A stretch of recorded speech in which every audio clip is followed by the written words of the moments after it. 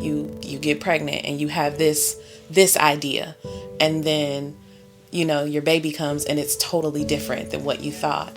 Talk about the differences and the changes that you all had to go through just as parents from that point until now. You get pregnant and you feel like, oh, this is the dream.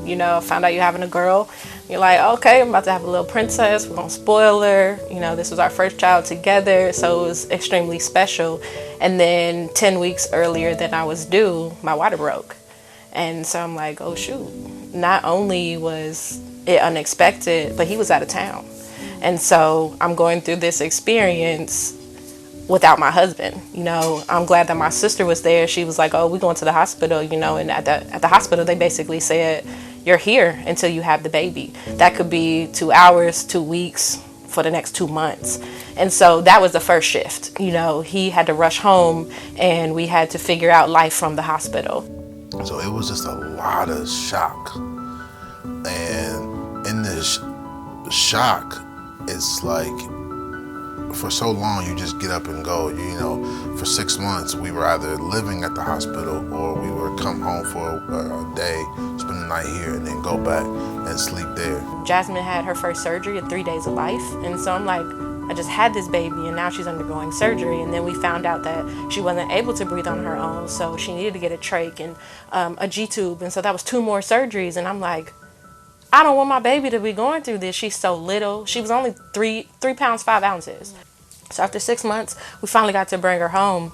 And then it was another shift because now we're home with the baby and no more doctors and nurses, for emergency care. So we had to rely on each other. And then here we are, or 5.5 years later, we have our son who, again, we thought was going to be typical. And he was born just like Jasmine, not breathing, needing a ventilator. And we were back at Children's, this time for 3 months.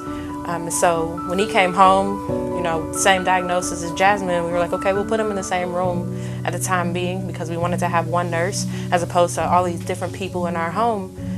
And the room just wasn't big enough. And so my husband was like, yo, we got to figure this out. And how do you all make sure, I guess there are checks and balances to making sure that you two are okay? Little things, I think that situations like these come in your life, it can really wipe you out. It can wipe out your relationship. You talk about a family that has 2 children with not very long prognosis, and so going through that can kind of tear a family apart. So we committed early on when we found out our son was going to be born, not to let it affect our marriage. And with the assistance that you are able to get from organizations like this, you'll be able to, like you said, travel more with them and just kind of give them more of a normal life. Time is of essence for us, right? And so we want to allow them to live as much as we can. And we want to see as much of what is available for us to see. If they were to pass away and we gave them a life, it would be all right. Yeah. I think the tragedy is them passing away and never living. Yeah. I think that's what would hurt us the most, is just that. I remember right when we were finishing the basement up, Jazzy went into the hospital and it hurt me so bad because she was really in there for, and there's no guarantee she coming back out. And I just remember crying like, man, she won't see all this work that we put in for her to live. And so that's kind of how I feel about this RV and this van. Like, man, I really want them to be around so they can see all the work that we put in for them to live.